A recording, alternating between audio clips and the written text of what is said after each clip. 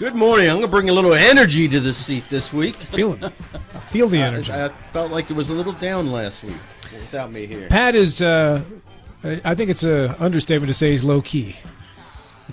He is, but he's brilliant. He's got a brilliant mind. I don't know. I'm not as far right as him, but I really like Pat. And talking to Pat is a little different. You sort of have to get him. But once you do, he's a lot of fun. I love Pat. We've had him on the show probably for 10 years. He's got a great story to tell about his dad, his past, and such. And I always enjoy being around him. But my first sentence to him last week was, Is that it? Are you come on, dude, you got to bring more than that. And he said, I just need to wait for the coffee to kick in. I suspect if you grew up with Stephen Wright as your friend, that would have been about the same kind of delivery. As we welcome in our co-hosts on the day in studio. Welcome back, John Gilstrap, New York Times best-selling author, also known as the Social Assassin. Good morning, Rob. How are you? Yikes. You must have been in the coat closet with your reader. Yeah. Also, Lawrence Schultz, attorney at law, and this morning wearing the conductor's cap. Yeah, I should note that as a part-time gig, I have from time to time accepted special agent status from the United States government on a thing they call the Karen Squad. It's a relatively recent thing, and we had some reports about Mr. Height that I was sent here to investigate. Are you calling Mr. Height a Karen? Not in so many words. We don't jump to conclusions in my line of work. Undercover, special agent. Also, attorney at law Joseph Joey Toots Ferretti. Joe, good morning. Good morning, everybody. Joe, do you have anything to add to the Lawrence Schultz report? I'm trying to digest this all, so I may have to talk to Larry off air. You're at a bit of a disadvantage because you're at a distance via telephone. I think you're going to be in studio sometime toward the end of this month, are you not? Yeah, I'm coming up to get some work done here in the next week and a half or so. So I hope to see you in studio. Wow! Squeeze everybody into one section there. It'll be fun. You guys all get to know each other very well over there on that side of the table. Let's see here. Let's get this thing going right now. And we go a little something like this. Hit it. With our intros, and we start with you, Mr. Schultz. On Monday of this week, he surprised his neighbors, big and small, with a sign on his lawn that told them all, it read, Trump for president today and tomorrow, causing Larry's friends on the left to react with such sorrow. Larry Schultz had converted. He'd seen the light, some did say. Larry smirked and smiled and then exclaimed, Happy April Fool's Day. And nobody better. He meant Charlie Trump. Hell, it could have been anything. Sorry, Morgan County, you're right. Mr. Gilstrap. Sir. Today he sits in the Mike Carroll chair, close enough to Stubblefield to focus a far-right stare, filling the Carroll role of calling out Republican fakes, spewing out numerous Biden sucks takes. John Gilstrap is back on the Friday 5 crew, a valuable sixth man, our Elmer's glue. Just don't act like a preschooler, John. Don't develop that taste. And don't harken back to your kindergarten days and start eating your paste. It looked like Cool Whip. What can I say? Never did like the taste. Chunky Cool Whip. Mike Height, you're up. He just returned from riding the rail, progressing across the country at the speed of a snail. Some might have flown using the friendly skies. Instead, he read Gilstrap's books, where everyone dies. Some might think riding Amtrak across the country is silly. Well, now that he's back, I think Mike Height smells a bit like Boxcar Willie. Boy, who remembers Boxcar Willie? I do. Holy cow, Rob. Put your hand. Remember those TV commercials for Boxcar Willie's music? It's one of those memories that comes back with the smell. Exactly. There you go. Smells that evoke memories. Yeah. All right, Mr. Ferretti. Hey, this one, Joe, I think you'll like. If it seems this guy's in a pretty good mood, I'd say it's because of his sports attitude. Things looking up for these Pittsburgh sports chaps. The Steelers have improved and the Penguins beat the Caps. But you want to know why Joe Ferretti's having so much fun? Well, believe it or not, the Pittsburgh Pirates have started 6-1. Joe, home opener today, baby. It's early. Have faith, Joe. You got to have faith. All right, Billy. You're the anchor leg here. When last we left Bill, he'd been the victim of a hit and run. Somebody tapping his Tesla and ruining his fun. But Bill can adapt. He's not the old man in this joint. Well, he actually is, but that's not my real point. Most of us who lose our ride have to go rent a car. But for my man Billy, there's options to consider both near and far. He's sworn off using a gasoline engine and instead chose an option most wouldn't mention. Bill arrived here this morning with the glory of a spring marriage, and his staff escorting him here on horse and carriage. Different kind of emissions with a horse in front of you, Bill. Only if that was true. Only if it was true. All right, our leadoff hitter every single week is Mr. Joseph. Joey Toots, ready via telephone. Joe. All right, Rob. 3 years ago, almost to the day here, a young 13-year-old girl named Lucia was walking home from school. On that day, a 14-year-old with access to a gun shot her 9 times. That young girl died in her mother's arms in her own garage. As a result of her parents' efforts since that day, the Virginia Assembly saw fit to pass Lucia's law, Lucia being the name of the young girl who was killed. The parents were motivated to do this because the young boy who shot their daughter dead had previously been had numerous encounters with the local police, went through a risk assessment in his own school where he was judged to be violent and dangerous. And despite all that, he had access to a gun at home. So the Virginia Assembly passes a safe storage law recently, and Governor Youngkin, a Republican, just signed it into law, which now makes it a low-grade felony for gun owners to allow unfettered access to their guns in a home where they know there are minor children living. Virginia Assembly was motivated to do this because they saw the statistics about accidental shootings involving minors. They saw the statistics about young children losing their lives because of gunplay in the home when they had access to the home. And they thought they needed, gun owners needed an incentive to be safe with regard to the storage of their guns. So my question this morning, given that there was broad political support on both sides of the aisle in the Virginia Assembly for this, a Republican governor signed this into the law while vetoing many other gun control acts and laws that were presented before him. And given that the Virginia Citizens Defense League, think Art Tom here, signed off on this law, is this something West Virginia should consider, passing a safe storage law to ensure gun safety in the home? As a Second Amendment advocate that I am, and as a gun owner I am, I will ask you, what better way to defend Second Amendment rights than to be able to say that gun ownership can be done safely? That's my proposal. Is it possible in the state of West Virginia?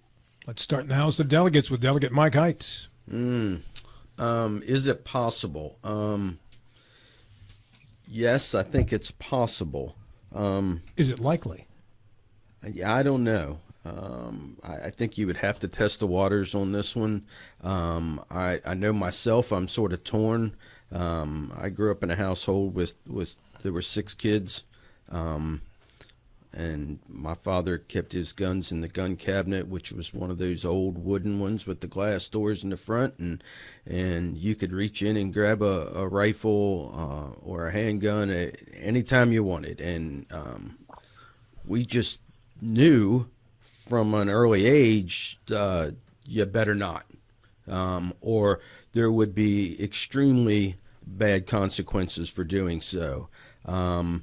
However, we live in a different age than back then, and I'm not sure what has changed, but we are definitely in a different age. And I don't see this law as being, terrible to expect a level of or have a level of expectation of an individual to keep their firearms safe and away from children in today's age. And I don't know. I would go back and forth. I would think this would be litigated heavily and there would be a lot of amendments. But yeah, I think there's a possibility this could pass in the legislature in West Virginia. Larry Schultz. I think it's a great idea. It's a good start. It would give parents who aren't already, like Mike's dad was, aware of the level of danger that their children face, a reminder. And a reminder that has to do with incursions upon their own personal freedom as American citizens. In other words, we talk a lot about freedom, but avoiding jail is a big part of freedom. And if there is something you can do so simply as to keep guns stored safely, and you won't do it otherwise, perhaps a reminder about your personal freedoms would be in order. We don't do the same thing. I often see comparisons to automobiles. We don't do the same thing with cars. We don't say the keys have to be locked up. But no implement has a longer history of glorification in our media, including the movies and television, than the weapons. Cars, there's plenty of shows with hot rod cars, but it's nothing like the old Westerns, where guns were used instead of talking to other people about our differences and how we might work them out. We've got this picture of the Old West where, there are two exchanges of words in the bar, and then it's all gunfire from there on out. That's not a way to reach conclusions in a society. And so, to the extent that we need laws to make this happen, I think we should put them in place. And I would guess that the people who really need this sort of law to be passed to control their use of these weapons, and they're allowing kids to use them, some of them will have to go to jail on television for the general public to say, oh, I wasn't aware of this. Like the couple in Michigan that just went to prison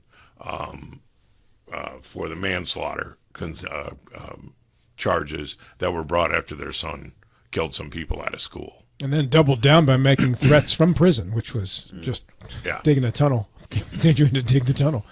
Bill. Yeah, I was going to pick up on the same train that Larry went on. Not only do we have that problem or the court case in Michigan, we had something similar in Virginia where this 6-year-old shot the teacher. And that mother was also held accountable. I would like to think that West Virginia would take what I would consider to be a very modest step in protecting others by having some safeguard, keeping guns from being available to young folks, especially young folks. I think I kind of share Mike Height's pessimism. I don't think we'll see it in West Virginia, but by the same token, West Virginia's been very fortunate up to this point in time. We have not had a mass shooting. Everything's in place. We can have one. Probably odds are that we will have one, but we have not had one yet. Therefore, I don't think the personal awareness is there as much as what it is in other states. Mr. Gilstrap, we've had this conversation before. Yeah, or similar to it. I think there's always a danger. Certainly, this is a tragic incident that happened. Nobody can argue that. I think there's always a danger when you craft legislation for everyone that addresses a particular case. And here are my concerns with a law like this, stipulating that, yes, we should keep guns out of the hands of unstable people in general and children in particular. Knowing that predicting that we're going to talk about this today, I did some research on Lucia's Law, I'm not sure how to pronounce it. The bill, just quoting here, provides an affirmative defense to prosecution if the parent, guardian, or other person responsible for the care of a child, and then has a reasonable belief that the child is in imminent danger of bodily injury. So there's an affirmative defense if the parent believes that the child needs access to the gun for reasons of self-defense in the home. So there's this mixed messaging. So obviously we have to lock the guns up, but the law allows the children to have access to the gun there's all kinds of different, locking mechanisms where you can lock them up, but they're digital access or whatever. So you can give the kids access in the event of a burglar, but you have to keep them locked up if you suspect that they are unstable, if there's reason to believe that they're unstable. I couldn't find the language in this to see what evidence is required.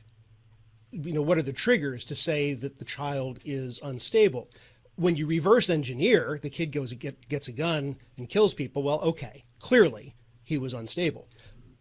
But is there a way for people to have known that last week? And when you reverse engineer these, well, yeah, obviously there were signs and symptoms that could have been picked up. But the affirmative obligation to pick these things up, holding the parents accountable for this, I think to have laws like this in effect opens up the door for overly aggressive prosecution downrange. It's the law of unintended consequences. And that's my concern. I think it's a well-meaning bit of legislation that can lead to abuse, in some cases intentional, depending on how high a profile a case it is. I think it's really hard to narrow it down. If you have gun safes in the house, and yeah, you should, if you got little kids, you should store the guns safely. But there comes a point, kids 12, 15 years old, you're leaving them at home. And yeah, you want them to, if they're babysitting the little kids and there's an intruder in the house, you want them to know how to get access to the guns. So if they are locked up and you allow them access, is it locked up or isn't it? So I think it's a slippery slope, and I worry about the law of unintended consequences. John brings up a great point here in the verbiage and how a law is written. Anytime a law like this comes on the books, that's one of the first things I do, and think to myself, would this law, had it been in effect, have prevented the crime for which it is named for now? So would this law have prevented this individual from access to that firearm and kept him from shooting this young lady? And it doesn't sound like it does, because if he's still allowed to have access to defend himself, then he has access. And if he has access, he still would have gotten the firearm. He still would have loaded it. He still would have walked down the street and shot this girl. So now we've created this law that would not have prevented the act that we've created the law for. But we we do that all the time. But we have the satisfaction of punishing somebody, which does feel good. We can punish the parents. Right? Sure. Okay. Comes back to you, Joe. Joe, before it comes back to you to finish, by the way, I got a text from Art Tom, who also thanks you for mentioning his name. Of course. This is from Art, instead of potentially making someone who is a victim of a crime a criminal, an item was stolen from them, why not pass the law that has been proposed several sessions now, removal of the tax on safes and safe storage devices, which incentivizes the purchase of these devices as opposed to mandating them. Most of these laws are written in a way that could prevent the immediate access to a defensive firearm at a vital time. Now back to you, Joe. Well, to Art Tom, I would say, sure, let's incentivize people to buy these things. There's no problem with that. But his organization over in the state of Virginia signed off on this law, and I'm sure it had something to do with the way the legislation was drafted. As far as immediate access to guns, I had a discussion with my daughters last night, and I was guilty as the next person involving not securing some of my hunting rifles and things. But I had one loaded gun in the house, and it was at my bedside in a biometric safe that took me all of 2 seconds to access if I needed access to it in an emergency situation. Now, I'm not advocating that everybody go out and buy $200 biometric safes. There are gun locks and other ways you can secure your guns. But the bottom line is, in West Virginia, the second leading cause of death among children is guns. In West Virginia, we are 14th in the nation for accidental shootings involving minors. there is a problem here. And I think the state of Virginia recognized it. And as best as their minds and hearts and hands could do, they crafted legislation to try to deal with the problem. Much like we deal with the problem of parents not securing their child in a car seat when they jump into their car and head off to God knows where. There are penalties for that. And there should be penalties for this. If the child or the minor they have in the home is a threat, has been judged to be violent, has been in and out of hospitals, and had a risk assessment done in school, like that young shooter in Virginia did, that child should never have access to a gun. And I think the guardian in that case could have been held responsible. The parents of the deceased child were dismayed that nothing could be done about that. And now in the state of Virginia, you can do something about it. I hope West Virginia will look at this because, again, in my mind, you cannot have a better defense of the Second Amendment than to claim that right can be exercised safely. At the expense of, at the risk of dragging us on too long in this, it also fascinates me. What about in that situation, if there is no law, if a civil suit is brought by the victims against the parents for negligence, will the homeowner's insurance cover? Number one. I'm not clear on that question myself. That's not come up, and I've never reviewed it, but this causes me to think about it. Of course, there's more than one way to skin a cat, and if you want to bar this on pain of jail time, that's one thing. If you simply make everybody have insurance that will cover loaded guns in their home, if they have them, then all of a sudden people who've done nothing wrong, frankly, will get handed a much bigger insurance bill than they got last year and say, wait a minute, what's changed? Well, what's changed is now we're mandating that they be covered, and that's going to cost more money. Then you might see people say, I just assume they passed a law and did away with this insurance business. So you're going to mandate insurance for a constitutional right? Sure. You have the constitutional right to travel. You don't have to go by Amtrak. You can ride in your own car. Yeah, but you're required to have insurance. Constitutional right. Which one is that? Tell me which amendment that is. It's a fundamental freedom to travel from state to state. All over the country. On that note, we stop for our break at the top of the hour. A couple of minutes past, Art Tom texted that the VCDL is in no way associated with the NRA or the WVCDL, by the way. This segment of the show brought to you in part by Berkeley County Quick Response Team at 904. Admiral Stubblefield, you're on the clock when we get back. This is Talk Radio, WNR Martinsburg and TV10. If you or someone you know suffers from the disease of addiction, help is available from the Berkeley County Quick Response Team with peer recovery coaches and support promptly to the homes of those who've recently experienced an overdose. This collective effort towards recovery brings resources and services to the community, including naloxone and treatment options. Call 304-267-1313 or visit the Berkeley County Recovery Resource Center at 800 Emmett Rouse Drive, Martinsburg. The Berkeley County Quick Response Team is funded through a DHHR grant with the Berkeley-Morgan County Health Department. Sick of career politicians fattening their own wallets? I am too. This is Tom Willis. I'm running for West Virginia State Senate. I'm a U.S. Army Special Forces Green Beret, constitutional conservative, local business owner, and Christian family man. I'm pro-life, pro-gun, and pro-your West Virginia family values. Unlike my opponent, Duty Day Craig Blair, I will never vote for the chemical castration of gender-confused minors or to give $290 million of your taxpayer dollars to a woke Green New Deal DEI form energy company. Together, we can win. Please vote for me, Tom Willis, on May 14th. Paid for by friends of Tom Willis. I do. We got double the Rock's gas rewards, 6 cents off a gallon. Can't believe you didn't fill up. That's double my rent. Not my car. Save now with double the gas discount. 6 cents off a gallon with Rock's Rewards. We got double the Rock's gas rewards, 6 cents off a gallon. You had one job. It's between girls. Save now with double the gas discount. 6 cents off a gallon with Rock's Rewards. How can you live more fully during a serious illness? Dottie tells how Hospice of the Panhandle helped her family.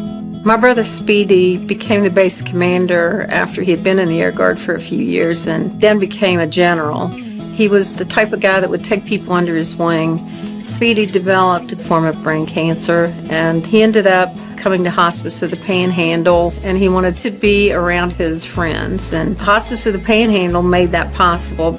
He had over 200 visitors when he was here. And one of Speedy's last wishes was to fly over the Shenandoah Valley, and Hospice of the Panhandle helped me make that possible for him. I don't think there was one person that didn't bend over backwards to make sure that my brother was comfortable, and they would ask me, "How are you doing?" Hospice of the Panhandle, thank you so much for treating us like family. Live on with expert care from Hospice of the Panhandle. Learn more at hospiceotp.org or call 304-264-0406.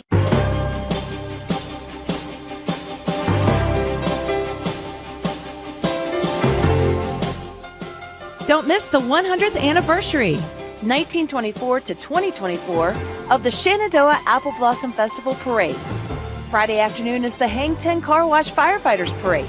Salute our first responders and listen to the best regional marching bands. Following the parade is the Trex Music Fest, an American Woodmark fireworks show, the best fireworks in the Valley. Saturday kicks off the Glow Fiber Grand Feature Parade. See nationally recognized celebrities, bands, floats, and amazing specialty units. Book a weekend getaway and invite friends to Winchester. The festival features over 50 events and amazing attractions. Visit thebloom.com and click Stay and Play to see our itineraries and plan your trip.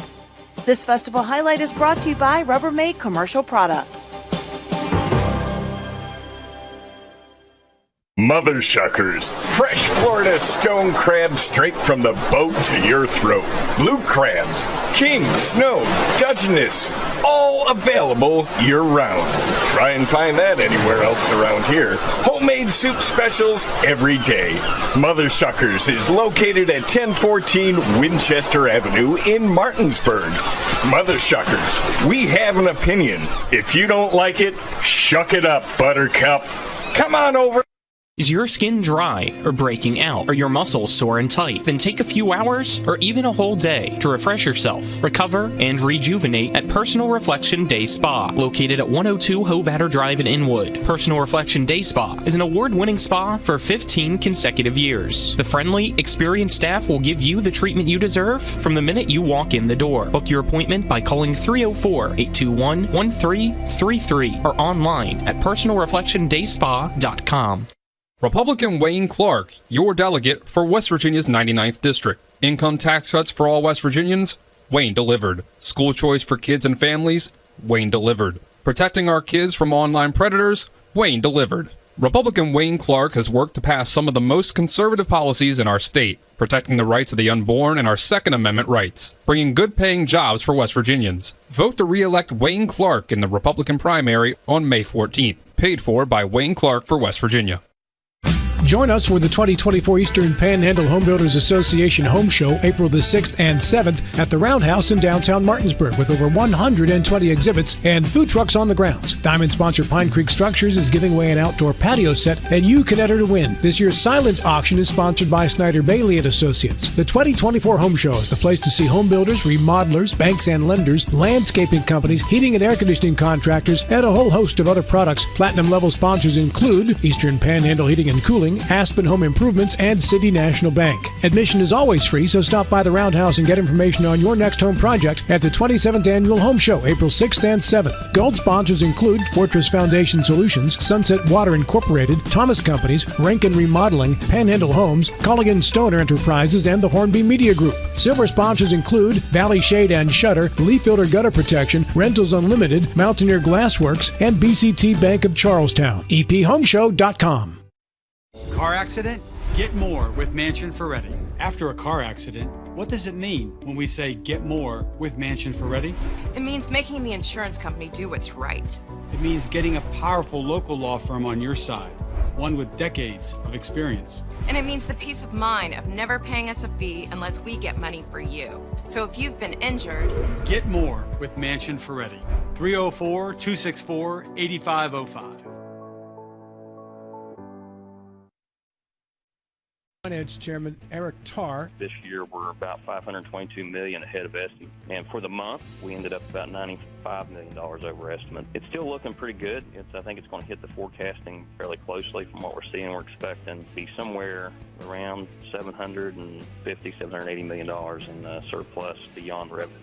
There's a few things we were looking at during session that created a lot of uncertainty. One of them was a big political issue, as you all know, is the unemployment reserve fund was becoming a bigger risk because some triggers that got implemented when the governor had put $600 million into the unemployment reserve fund that set in place some triggers to start escalating costs to employers and also escalating the benefits amount so that we were paying out at a lot faster ratio than was being paid in. So we had to address that and get it stabilized, which is still not fixed, but we're losing money slower than we were out of that fund since that one's stabilized. Live from the Talk Radio WRNR studios, it's time for Eastern Panhandle Talk with Rob Mario. Thank you, Cliff Maxwell. Welcome back to the program. Eastern Panhandle Talk, second hour, produced by the Splits, Dr. Colin McLaughlin, and brought to you in part by CMA Honda, and also by the Mansion Ferretti Law Firm, which brings me to one of our co-hosts via telephone, Joey Torts Ferretti. Joe, go ahead and plug the firm. Rob, we handle cases involving personal injury or insurance claims. You can contact us at 304-264-8505. Visit us on the web at wbjusticelawyers.com or stop at our office located in downtown Martinsburg at 408 West King Street. Well done, Joseph. Thank you very much. And we welcome back the remaining co-hosts on the program, including attorney at law Lawrence Schultz. Larry. Great to be here. What happened to the hat? Well, I had to set it aside to put these wonderful earphones. That's a shame. We got to develop earphones without affecting the hat. Delegate Michael Haidt. Good morning, sir. Great to be here. New York Times bestselling author John Gilstrap. Good morning. A.k.a. the social assassin. And our next co-host, who will be up in a moment with issue number 2.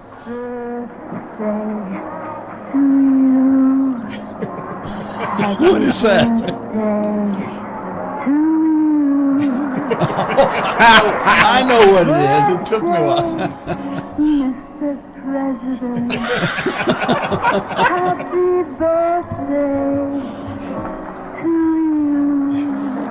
It's Bill Stubblefield's birthday. Marilyn Monroe singing to the president of the Berkeley County Commission in his day, Bill Stubblefield. She sang that just for you. Yeah, I know. Marilyn was quite a fan, and she's a great friend over the years. Some say. Happy birthday. Some say. You were too old for her back then. Yeah. Come on, Mike. Get back on that Amtrak, head west. Get sunburned. The badger strikes. You know, I was listening to Rob this morning saying this day in history, and I thought when it came to birthdays, Rob would make some mention. He did not. He passed me by as if I was totally forgotten. I was saving it for now. Why would I say it when Marilyn Monroe can sing it so much you're better? Exactly right. Yes, once again, you're right on target. Bill, you are up with issue number 2. Okay. Rob, a little over a month from now, we have the primary in West Virginia. We, as folks, ones of us that take our politics serious and enjoy it, are struggled with the fact it's hard to get to know something about the various candidates, except the structured mailers and radio ads, which their particular message is what we hear. If we, the group around the table, have troubles, and the ones that listen to the show have troubles, there's a host of other folks that do not get as involved in politics as we do. They have even more of a challenge of finding out more about the candidates, not only their beliefs, but their policies, their platforms, and the like.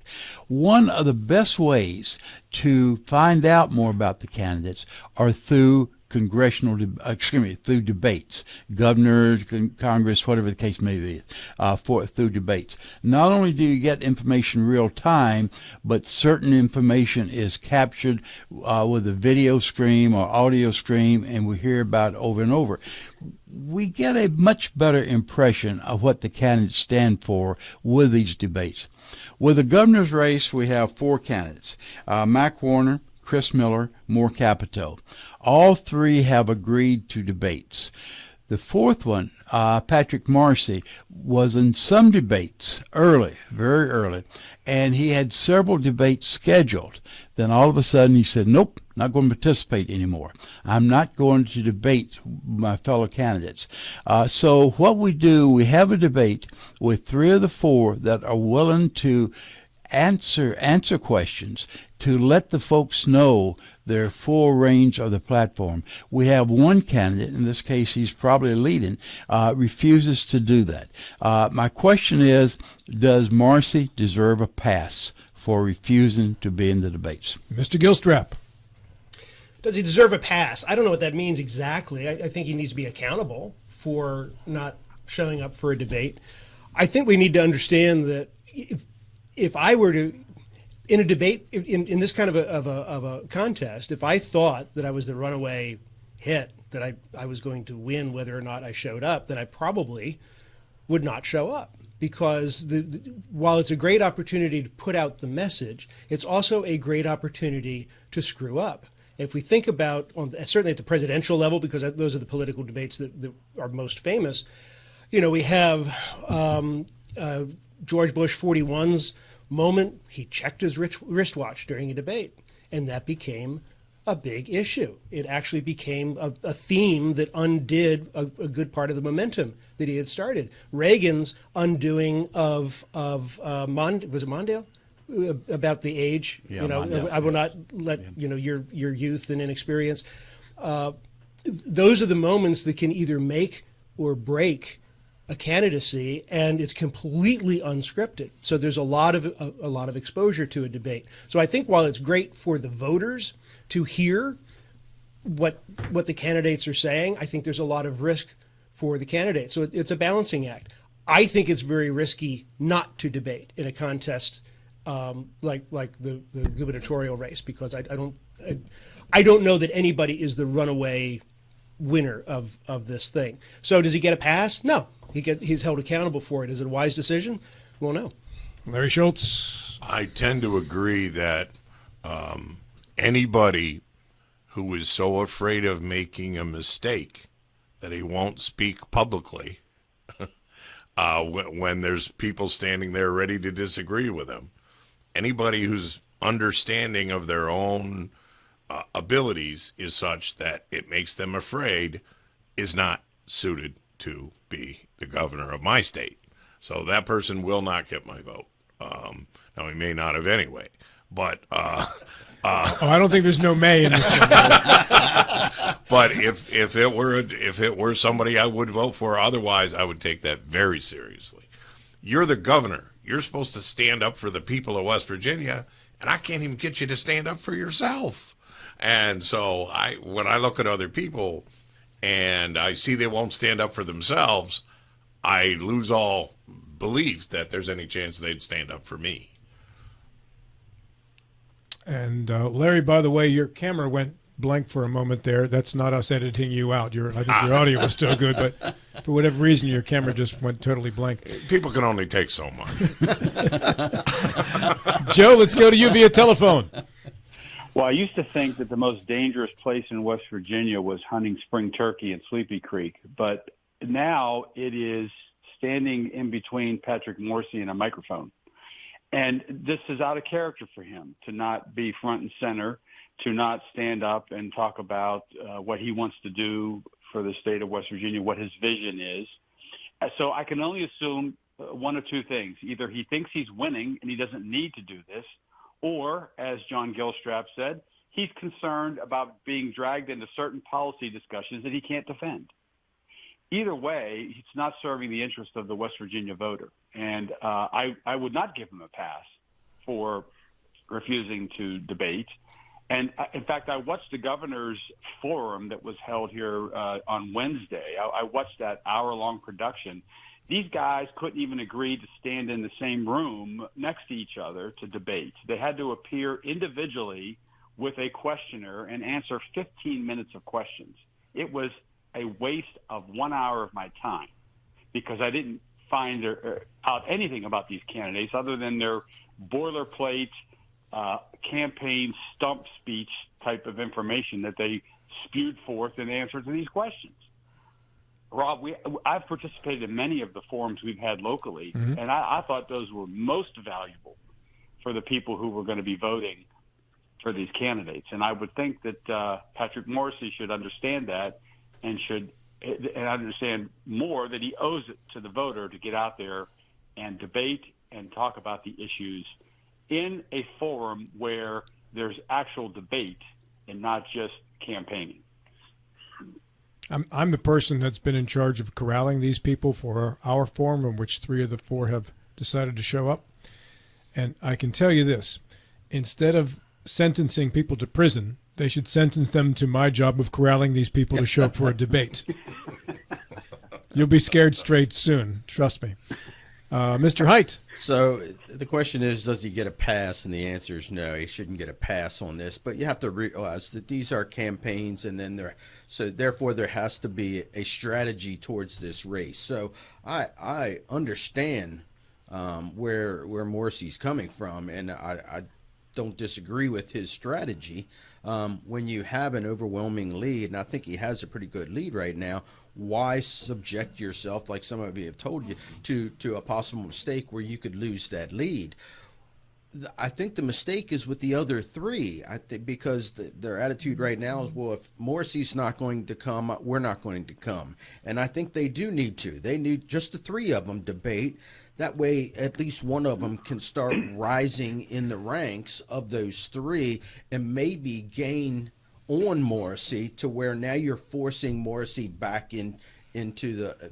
At this point, they've waited too long. It's the primary is going to be here, and Morrissey's still going to have the lead, and they're going to find it very difficult to catch him. So I think they should have started having these debates all along, just the 3 of them, so one of them could have risen up and really given Morrissey a run for his money.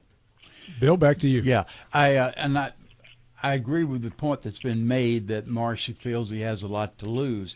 However, I do think there is an obligation to the voters that has not been fulfilled.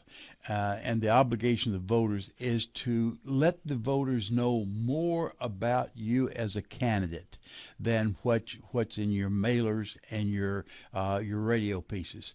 And the best way to do that is to be subjected to having questions asked to you, both easy questions and hard questions. One point with John said that the response of Reagan and George W. Bush also, that the answers were unscripted. I think they were all scripted. They were prepared. They knew what was coming. So. Well, I think they were waiting. They were targets of opportunity. Yeah, absolutely. However, the wristwatch moment was clearly not intended. Exactly. That's right. Yeah. All right, issue number 3, Mr. Michael Height. All right, I'm going to stay sort of on the same lines of talk here. As we near the primary election, there are more and more political ads on TV, radio, in the mail. And my question is, do those ads move the needle? And if so, which ones move the needle? Is it the accomplishment ads, or is it the attack ads? And which one moves more, or does one move it the wrong way? The ads that move people the most are the ads that are paid for on Talk Radio WRNR and TV10. Oh, what a show. Through my own independent polling, I can guarantee you your ads will be effective on Talk Radio WRNR and TV10. Mr. Ferretti, you're up first. I'm still trying to get that image of Bill Stubblefield and Marilyn Monroe out of my mind. Don't forget, get rid of it too fast, Joe. That is a wonderful image. I'm going to keep it as long as I can. Which image is longer lasting and burning in your brain, that one or the Bill shower episode with you there? Where he confronted me about wasting water. Anyhow, Science Daily did, which is some, I guess it's a social sciences group that does a lot of studies about political ads, and their findings are that negative ads coming from the candidate, him or herself, are effective, will drive turnout, and will engender support for that candidate. The negative ads that come from these independent dark money PACs and advocacy groups are not effective, and in fact, they depress voter turnout and turn voters off in terms of not only that particular election, but all elections. So it's interesting. It really comes down sometimes to the source of the negative ads. I get the sense, especially in this governor's race in the state of West Virginia, things are a little bit off kilter. I mean, some of the Chris Miller ads are ridiculous. Owing perhaps to his background as a car salesman, there's a lot of schlock in his ads, and it's really hard to stomach. But there's no question that if those ads are coming, I think, from the candidate himself or herself, it seems to be that people like their candidate of choice to be on the offensive and to be advocating not only for themselves and what they've been able to accomplish in life, but also to point out the pitfalls and the failings of their opponent. And that seems to work. It has worked for a long time. I don't see it abating. John Gilstrap. It's interesting. I think that ads that concentrate on accomplishments work for me. I don't know about statistics. That's not my area of expertise. The ads that focus on accomplishments work best for me, but they only work in general for incumbents because they have accomplishments to tout. The fact that that somebody was successful in another line of business really does not move the needle in terms of elect me to a public office. So the negative ads, I think, are lost opportunities, telling me that the other candidate who is not the incumbent, or who is the incumbent, I just find them off-putting, and it's a waste of airspace. They seem petty to me, and they waste the opportunity to tell me what you want to do. Give me some inspiration. Those are the successful ads. If you think back, and again, I am old, so what the hell? You go back to the Morning in America style ads, the political ads that really changed America are the ones that offered the new vision of what we can be. And we could do that, I think, in West Virginia. I don't know what the substance of those ads would be, but it's not the other guy sucks, or the other guy is corrupt, or the other guy is a bad guy. And because he's a bad guy, you should vote for me. There's no nexus there. Because he's bad does not say vote for me. It just, okay, fine. You give me a reason not to vote for him, so what? This has just been a really negative campaign season in general, I have found. Mr. Schultz. When we take a couple of the questions together, it becomes even more plain to me. If a person is running all kinds of attack ads against his opponents and will not appear in a debate and take questions in front of a live audience, now I begin to suspect that the entire production is a sham, and that you can no more believe his negative ads about the opponents than you would get anything to believe about him remaining silent in a debate. This is supposed to be an exchange of ideas with an audience watching. And if all you've got is a laundry list of things that the other guy's done wrong and no particular counter on your part to say, here's what we need to do, then you're a reporter, not a candidate. You're reporting what you call the past history of this other person. But you're not a candidate saying, here's how we're going to fix it. Here's what the other guy did wrong. I think that's terrible. And here's the problems it caused. And here's how I intend to fix them. Plain, simple. Problem, fully explained, remedy, me. And so if you can't do that without this terrible fear that you'll lose the big lead you've gained thus far, then I'm a little worried about your courage when it comes time to stand up for West Virginia. Billy? One of the worst decisions I think the Supreme Court's made was when they gave unfettered money or allowed money through political action groups. And you do not have to identify, the PACs do not have to identify where the money's coming from. There's the only reason is there have to be some separation between the PACs and the candidates, which few of us believe there is this separation. I think in most cases, I personally believe there's some coordination. Marcy has taken full advantage of this. He has $10 million from the Club for Growth and the Black Bear.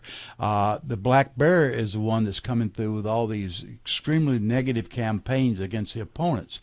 Not from Marcy, but from a PAC that's closely affiliated with Marcy. So I think that is one of the weaknesses in our system now.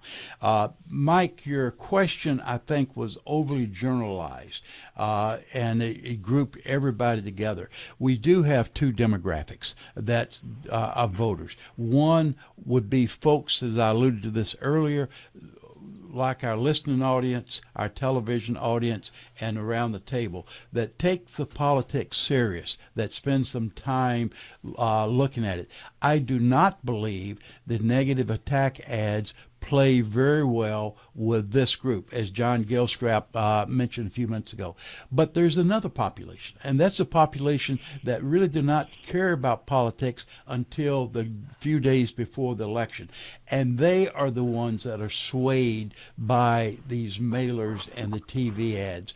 And statistics show, research shows that they are swayed more by the negative ads than they are the positive ads. So I think if you take your question and divide it into two parts, you get two different answers.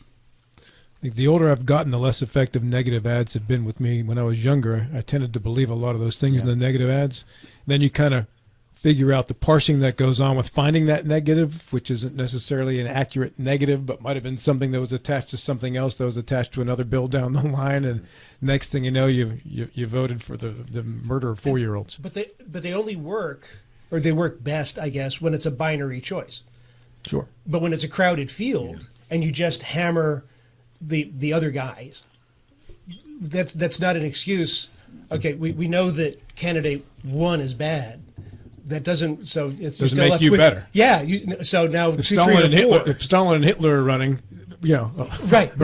Just because Stalin's bad doesn't mean Hitler's better. So for the November elections, where you've got the Democrat and Republican, and you can hammer on, they hammer on each other, and you think, okay, well that guy's bad, so I vote for the remainder. Here in the primaries, it's just a bloodbath. But the ads, though, have for the governor's race have been reduced to a binary choice. It's Miller versus Marcy. You find very few negative ads directed toward Mac Warner or more Capito. Final word comes back to Mike Heights. Yeah, I would agree with that. And as I look at some of the ads that I've seen recently, I see Morrissey, Miller, and Capito and Warner, all of them.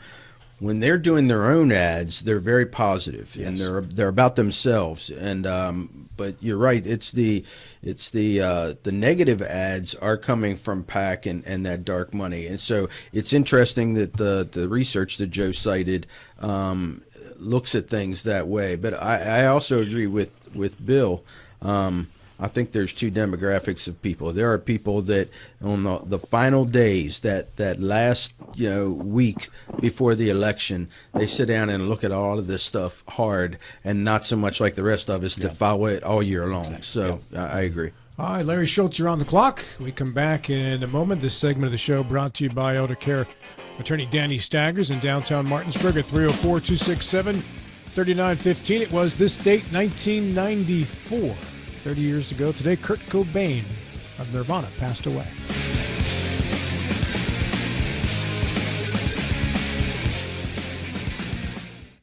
At Carter Myers Automotive, what we do today will tomorrow become what we've done. That's why Owners Just Do More no longer defines us.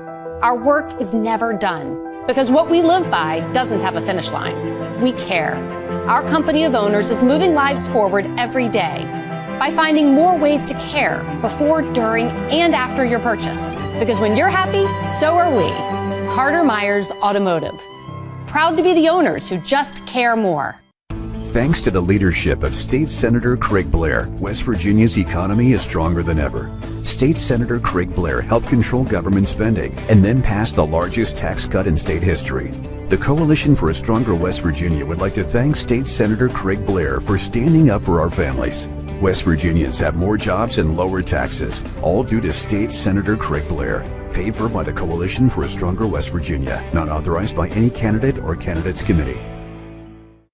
Sick of career politicians fattening their own wallets? I am too. This is Tom Willis. I'm running for West Virginia State Senate. I'm a U.S. Army Special Forces Green Beret, constitutional conservative, local business owner, and Christian family man. I'm pro-life, pro-gun, and pro-your West Virginia family values. Unlike my opponent, Duty Day Craig Blair, I will never vote for the chemical castration of gender-confused minors or to give $290 million of your taxpayer dollars to a woke Green New Deal DEI form energy company. Together, we can win. Please vote for me, Tom Willis, on May 14th. Paid for by friends of Tom Willis. With 4 new car dealerships and 4 used car dealerships in 3 states, Parsons is the largest used car and fastest growing new car dealer in the tri-state area. Take Parsons Ford with huge savings on hundreds of new Fords, financing from 0%, Parsons' goal of financing for all, and Parsons' famous above-market trade-in allowances that help make Parsons #1 for used cars too. See why so many won't buy anywhere but Parsons Ford in Martinsburg. We became #1 by making you #1 first. Parsons. April is National Donate Life Month. WV Medicine is joining the effort to raise awareness for organ donation. Did you know that more than 100,000 people are waiting for life-saving organ transplants? One donor can save up to 8 people through organ donation, provide sight for 2 people through cornea donation, and restore health for more than 75 people through tissue donation. Join WV Medicine and help spread awareness about the gift of donation. And if you haven't registered, visit registerme.org. Do you have someone in a nursing home, or are you worried about somebody you love going into a nursing home? The law firm of Daniel Staggers can protect your assets. Call the law firm of Daniel Staggers today at 304-267-3915. The Daniel Staggers Law Firm does elder care law, estate planning, and special needs trusts for disabled children and family members. Visit the Daniel Staggers Law Firm for your initial free consultation at 133 East John Street in Martinsburg. The Daniel Staggers Law Firm, when you need asset protection for you or for a family member.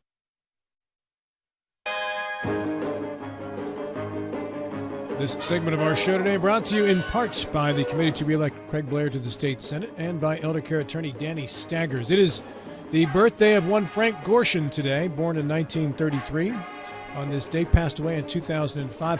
Bonus points for anybody in the room or on the phone who can identify the character played by Frank Gorshin on the TV series from the 60s, Batman. Riddler. Yeah. Joe Ferretti yells it out first. He gets the I raised my hand. I had it. If I had been called on it, I had it. Well, you know what? For that, I'll just put a big pow and kaboom across the screen. Some people just shout out the answer. Some were raised right. I don't know. I think Joe had his hand up, too. All right, the only way to solve this problem is to see which of you has more guns locked up in your house, John or Joe. Issue number 4, Mr. Lawrence Schultz. Yes. Election deniers now run the Republican Party, including but not limited to the RNC. Is this a good thing? This is the equivalent of is Joe Biden the worst president ever? This is just on the other side of it. Last half hour is going to be short. All right, well, Mr. Gilstrap, you raised your hand previously, so I'm going to call on you now. Okay, so what is the question? Is this a good thing? Is Joe Biden the worst president ever? That election deniers are now running... If you assume his premise is true that election deniers are running the RNC. There's a logical fallacy called begging the question, and I think this falls right into that. And so the co-chair of the Republican National Committee, Donald Trump's daughter-in-law, is not an election denier? I actually, hand to God, I don't know. Okay, well, I do because I heard her deny it the other day. Okay. I'll chalk it up to... It's not something I have thought about a great deal, so I'll say I don't know, or as I used to say, oh. Fair, Mr. Ferretti. Well, no, it's not a good thing, and it's just a further erosion of institutions in this country that I think we all should be concerned about.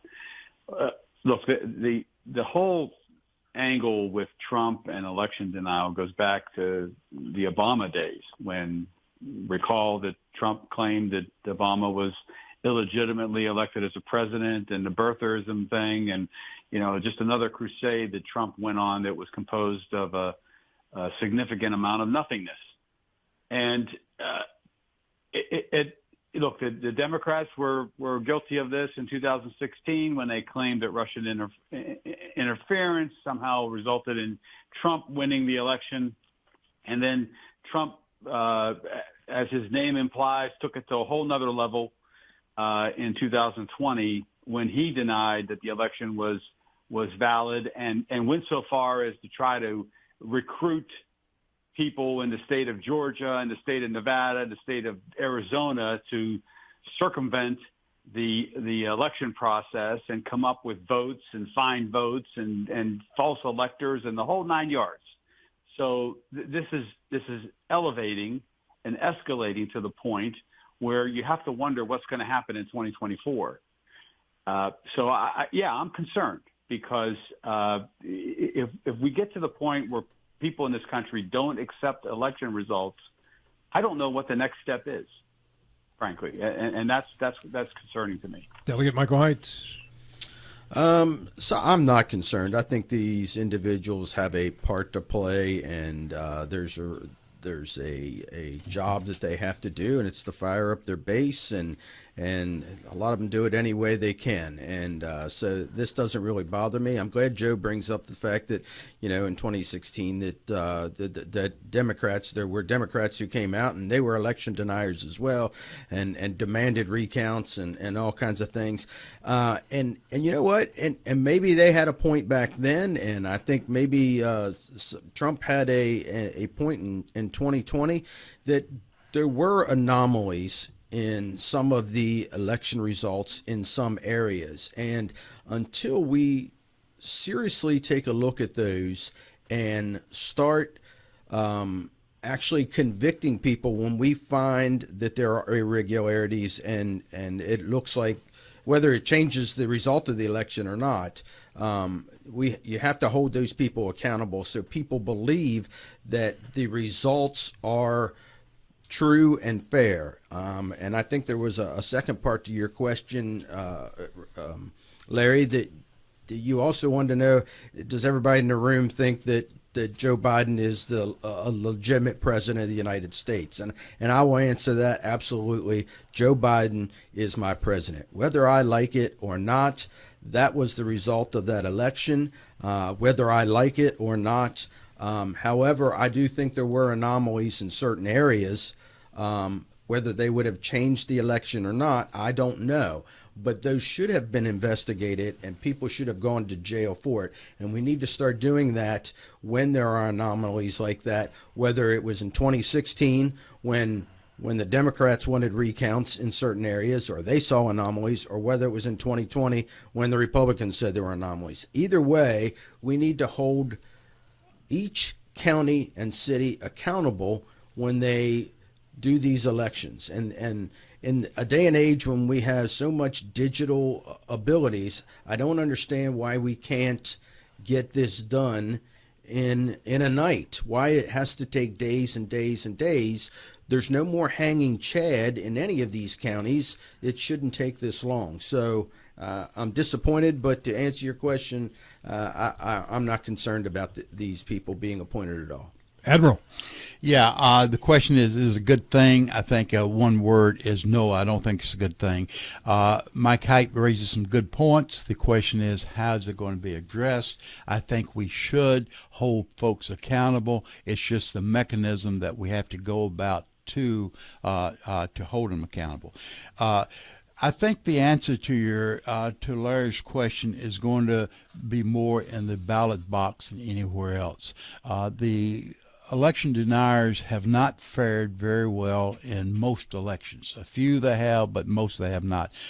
We have among our candidates for governor, we have one of the individuals that is very vocal in being a denier. And I do not think that has served him well at the opinion polls. He's a great guy. Would like to support him, but I, for one, have trouble supporting him because of his deniability, and he knows this. So I think I'm not the only one in this category. So it's going to come down to the ballot box. Is it a good thing or not? I want to come back in on this one only to say I don't understand the end game of the whole election denial narrative. Conservatives have been beating this drum for almost 4 years. I don't understand the end game. Even at 3 months into the Biden administration, they think they were going to say, "Oops, all right, you're right. There was cheating. Biden administration's gone. We're going to now put Trump in instead." I mean, I don't. That was never going to happen. So I don't know if it was just if the end game was to try to cripple the Biden presidency, or it just never made sense to me. It's like, get over it, okay? Let's stipulate that they cheated and he's in under wrong circumstances. Get over it. You know, we learn from our lessons and we move on. As a practical matter, there was no way to change. Once the inauguration happens, it's official. It's like I don't understand the end game of the constant battering of the liberal media by the conservative causes. If we stipulate that it's true, I happen to think that for the most part mainstream media tilts toward the liberal, so what? It's a fact of life and move on. But this victimhood mentality of the conservative movement, they need to stop whining and come out with a more positive message and stop looking backwards. Before we go back to John for point number 5, Larry, to close up issue number 4 with you, I want to ask one question based on what Mike Haidt said, because one of his answers implied that anomalies were not investigated and that people or counties were not investigated in regards to some questionable election behavior. Would you agree with his premise? No. There were 60 plus lawsuits filed all over the country. A number of the lawyers who filed those lawsuits have now been disbarred. And that's not some light thing. They've been disbarred because a lot of what they were pushing was found to be false, flatly false. And we didn't get to jury trials on each of those 65 cases because the judges, appointed by politicians and elected by the people, in all sorts of circumstances all over the country, judges found there wasn't enough merit to justify going to a trial. That's not exactly true. And I'll agree with you. Not all 60 should have been brought. But there were some where judges dismissed the cases solely on the fact that there were not enough votes to have made a difference. And we are not going to try this because there weren't enough votes to overturn it. Now, was there wrongdoing? Yes, there was wrongdoing, but the judge's dismissal of the case had nothing to do with the wrongdoing. It had all to do with there weren't enough votes to overturn it and make a difference, which is wrong. You shouldn't have dismissed the case because now you don't hold accountable those people who were doing things wrong, who were not transparent. There was a case in Philadelphia where they stopped counting ballots at 11 o'clock at night and sent all the people that on the conservative side who were watching the ballot counting home, and then they came back in later and started counting ballots again without ever telling anybody, and suddenly found extra ballots. That's the kind of transparency that people are tired of when it comes to these elections. And whether there were enough votes in that particular to make a difference or not is irrelevant. Those people need to be held accountable and they need to be prosecuted, and the judge should not have dismissed the case. You can dismiss that case and still continue on to punish people who were shown to be wrongdoers. But what that allegation is at this point is simply that, an allegation. Not an allegation that has proof of violation of the state or federal, local election laws. And so it seems to me like a little bit backed off version of the same thing that we're going to cast doubt upon. We can't deny it anymore, but we're going to cast doubt upon the way the elections were handled. It got so bad in Georgia that Donald Trump called the guy up and told him how many votes he needed him to find.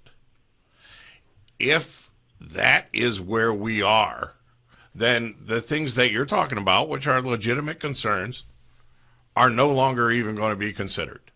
It'll be who can scare Brad Raffensperger enough to get the votes that he needs. And that becomes more like an election for mob boss than it does an election for president of the United States of America, this constitutional republic that we have. I think there are two different issues there, and you're conflating the two. Where you can show there is wrongdoing, prosecute. I don't care if it's on the Democrat side or the Republican side. Where you can show that the people that are counting ballots have done something wrong, or trying to hide something, or are not transparent, or tell everybody to go home and then continue counting through the night. That there's something wrong with that, and people don't trust it. I don't care which side of the aisle you're on, and those people need to be held accountable and need to be prosecuted. If they violated the law, they do need to be prosecuted. The problem is, by the time the Republican Party got around to making that argument, they'd already blown their credibility to pieces by arguing all over the nation that everywhere that you looked, it was crooked. That makes it kind of tough. When you take the big bite first, instead of starting small and saying, this one precinct, bad counting, here's the person who did it, let's charge them. If you've got the evidence, you bring the case forward. The problem was they made the final argument first, that the entire country's election was a mess. I understand that it looks to me like everybody here is saying, with regard to my second question that I had listed, that they do not believe that the overall election was illegitimate and was failed to count votes for Donald Trump or counted too many votes for Joe Biden. And so that you agree that Joe Biden is the legitimately elected president of the United States, as we sit here almost 4 full years later. On that note, let's put this one to bed, because we're down to about 4.5 minutes for our last one from John Gilstrap in the Mike Carl suit. I'm going to call an audible and kind of continue on this. Go right ahead, you're right. Because what this is pointing to, I think, and Mike, what you were sort of leaning into, the casualty of all of this. And one of the things that concerns me most, and I brought it up here before, is that this representative republic depends on one thing, and that is trust. The American people have to trust the pillars of the government and of society to function the way it's supposed to. We have to trust that the Constitution is going to be upheld. We have to trust that the judicial system is going to do the right thing, and that we're going to elect honest people. And and somewhere in here there's going to be a question. Has all of this on both sides, it's not a partisan issue, this is the net effect of the last 30 years of politics. Do you fear that we have eroded trust in the system to the point that is approaching irreversible? Larry, go right back to you. Try to keep your answers to about 45 seconds. I do not think that we've eroded trust, though I will say, to the extent that it would be irreversible. But I will say the vast majority of all that erosion of the trust occurred starting in November and December of 2020. We had an attack on the Capitol over this nonsense. And we have slowly, ever so slowly, begun to bring those people to account. But until that is complete, there's going to be a bit of a hole, and it was a hole that was caused by Donald Trump. Bill Stubblefield. Yeah, I think the trust factor is very, very important. And I think the trust factor is something that has just reared its ugly head and at least can be verbalized and visualized starting in 2016. There was never a direct challenge to our media, and there's never direct challenge that if you do not follow my particular news network, you are wrong. You're being fed a bunch of garbage and you're doing it. The newspapers had never really been challenged to the degree they are now. Our universities have never been challenged to the degree they are now. And I think it has existed to some degree. Nothing is absolute that starts on a certain date, but the intensity, the breadth, started, I think, in 2016. Joe on the phone, 45 seconds. Yeah, well, in the information age, we have too much information and now have an inability to distinguish fact from theory or fiction. And in this case, I would commend all to read Ben Ginsberg's his study that was performed. He is the lead attorney on election law in this country, hired by the Bush administration and Bush v. Gore. He published an article, Lost, Not Stolen. He goes state by state and addresses all these theories, including the state of Pennsylvania, about what happened and the anomalies that were cited, and he shoots down every one of them to establish that the election in 2020 was lost, not stolen. Mike Read Height, that article. 30 seconds. Yeah, I don't know that he shoots them down or just says that they would not have made a difference. So that's always been my argument. And John brings up a great point. It's about trust. And right now, we don't trust the elections in all parts of the country. Some parts of the country we take it. I think West Virginia does a fabulous job of doing their elections. It's digital. You know almost immediately on election day what the results are.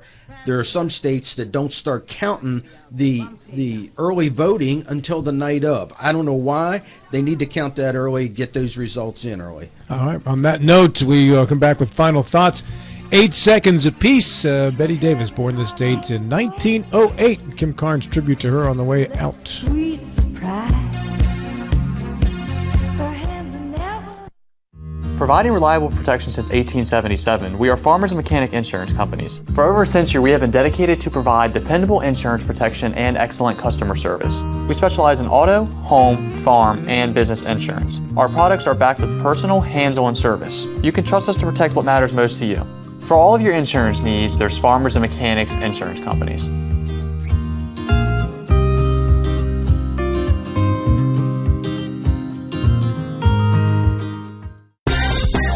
Hey, it's Cody from Cody's Auto Body. You're a potty mouth. But we do a really great job fixing cars after an accident. I know, but you're still a potty mouth. I'm possibly the best friend you could ever have. You are, but potty mouth. If you need your car repaired, come to Cody's Auto Body, located at 851 Wilson Street in Martinsburg. Because that's Cody's with a T for f***ing trust. See? Potty mouth. Leave me alone. Finally, West Virginia is moving in the right direction. As your West Virginia Senate President, Craig Blair has passed the most conservative legislative agenda in the nation. He has fought for our values like banning elective abortions, protecting our Second Amendment rights, and prevented boys from playing in girls' sports. Senator Craig Blair championed the largest tax cut in the history of our state. Craig Blair, a strong conservative leader. Promises made, promises kept. This election, vote for Republican Craig Blair for State Senate. Paid for by the committee to re-elect Craig Blair. The Larry DeMarco team at Century 21 Modern Realty Results hopes to see you at the 27th Annual Eastern Panhandle Home Show, April 6th and 7th in the Martinsburg Roundhouse. Make sure to stop by their location inside the Roundhouse at booth numbers 35 and 36 to meet their team and learn how they can help you with whatever you need. The Larry DeMarco team at Century 21 Modern Realty Results is proud to be a gold sponsor for this year's home show and hope you come see them at the Martinsburg Roundhouse, April 6th and 7th. We go to Mr. Joe Ferretti. Joe, go. For all of Jim Justice's money problems, the failure to remit state sales tax money to the state of West Virginia is the most egregious. Conductor Lawrence Schultz. Mike Height, watch your back, bro. Billy Stubblefield, the birthday boy. Yeah, let's not forget those folks in Charleston with the tornado, those folks in Wheeling with the floods. Mr. Gilstrap. Please come by Martinsburg Public Library tomorrow at 2 o'clock. I'd love to see you. And Mr. Heights. Fly or drive. You'll have a much better time on your vacation. Don't take the train. Hey, we'll see you at the Roundhouse tomorrow. I'll be on there with Mr. Gilstrap in the morning, Mr. Hornby in the afternoon. Dave Ramsey's show is coming up next. This is Talk Radio, WRNR Martinsburg and TV 10. We'll get in 70 short hours. This is